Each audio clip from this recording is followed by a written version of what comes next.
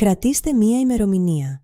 16 Σεπτεμβρίου 2026. Από εκείνη την ημέρα το ελληνικό κληρονομικό δίκαιο αλλάζει ριζικά, για πρώτη φορά από το 1946.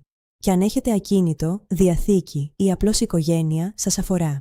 Ο νέος νόμος αντικαθιστά ολόκληρο το 5ο βιβλίο του αστικού κώδικα. Εφαρμόζεται στους θανάτους που επέρχονται από τις 16 Σεπτεμβρίου και μετά. Δεν είναι αναδρομικός. Σε 4 λεπτά, τα 6 σημεία που πρέπει να ξέρετε. Πρώτον, τα χρέη. Μέχρι σήμερα, αν αποδεχόσασταν κληρονομιά χωρίς το ευεργέτημα της απογραφής, τα χρέη του θανόντος γίνονταν δικά σας χρέη και πλήρωνε η δική σας περιουσία. Πλέον ισχύει το αντίστροφο. Ο κληρονόμος ευθύνεται κατά κανόνα μόνο με την κληρονομιαία περιουσία. Η προσωπική σας περιουσία μένει έξω, εκτός αν επιλέξετε ρητά ελεύθερη διαχείριση. Είναι ίσως η σημαντικότερη αλλαγή για κάθε οικογένεια που φοβήθηκε να αποδεχθεί. Δεύτερον, η νόμιμη μοίρα. Πάβει να είναι ποσοστό συνιδιοκτησίας πάνω στα ακίνητα και γίνεται χρηματική αξίωση. Ο μεριδούχος που παραλήφθηκε δεν γίνεται πια συγκύριος του σπιτιού. Ζητά χρήματα. Και οι προθεσμίες είναι σύντομες. Η αξίωση κατά του κληρονόμου παραγράφεται σε 2 έτη. Η ειδική αξίωση κατά του δωρεοδόχου ή του λήπτη γονικής παροχής όταν η κληρονομία δεν επαρκεί σε 3 έτη από τον θάνατο.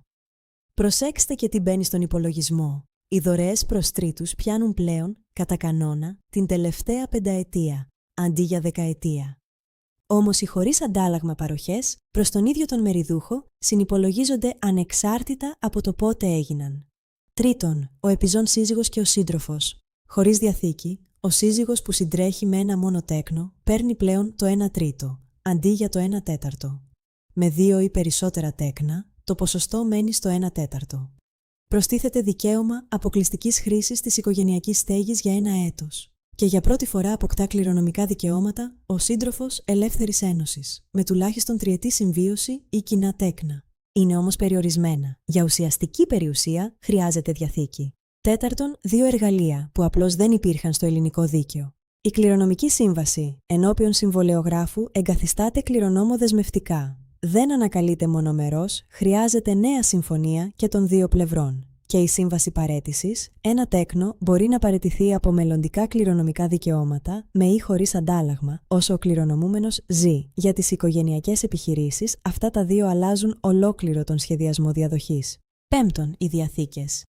Δημιουργείται ηλεκτρονικό μητρό διαθηκών που τηρείται από συμβολεογράφους, ώστε καμία διαθήκη να μην χάνεται σε ένα συρτάρι.